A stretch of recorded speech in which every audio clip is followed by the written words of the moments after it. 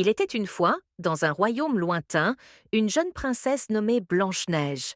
Sa beauté était telle que même les fleurs du printemps semblaient moins éclatantes à ses côtés.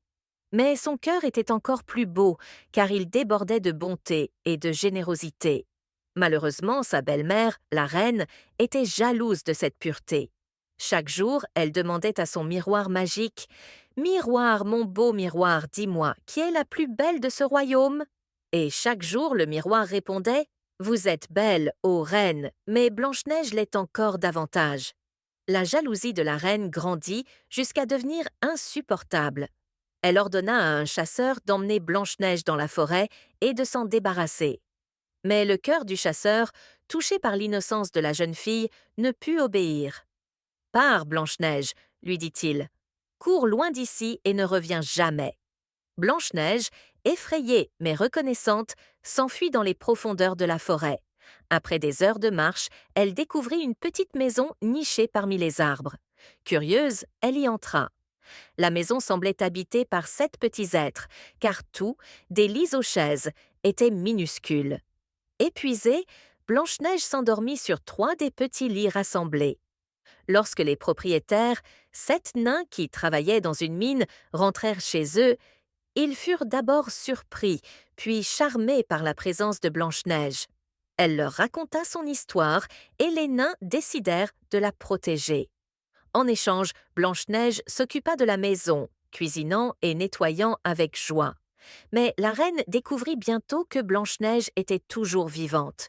Furieuse, elle se transforma en vieille femme et prépara une pomme empoisonnée. Déguisée, elle se rendit à la maison des nains pendant leur absence. Blanche-Neige, avec son bon cœur, accepta la pomme offerte par la vieille femme. Dès la première bouchée, elle s'effondra, inconsciente. Quand les nains rentrèrent, ils trouvèrent Blanche-Neige sans vie. Leurs larmes coulèrent à flots, et ils l'installèrent dans un cercueil de verre, incapable de se résoudre à l'enterrer. Un jour, un prince, passant par là, vit Blanche-Neige et en tomba amoureux. « Permettez-moi de l'emporter, demanda-t-il au nain, car jamais je n'ai vu telle beauté. » En déplaçant le cercueil, un morceau de pomme empoisonnée se délogea de la gorge de Blanche-Neige, et elle ouvrit les yeux. Vivante. Le prince, ému, la demanda en mariage. Les nains, remplis de joie, donnèrent leur bénédiction. Quant à la reine, en apprenant la nouvelle, elle fut vaincue par sa propre colère et disparut à jamais.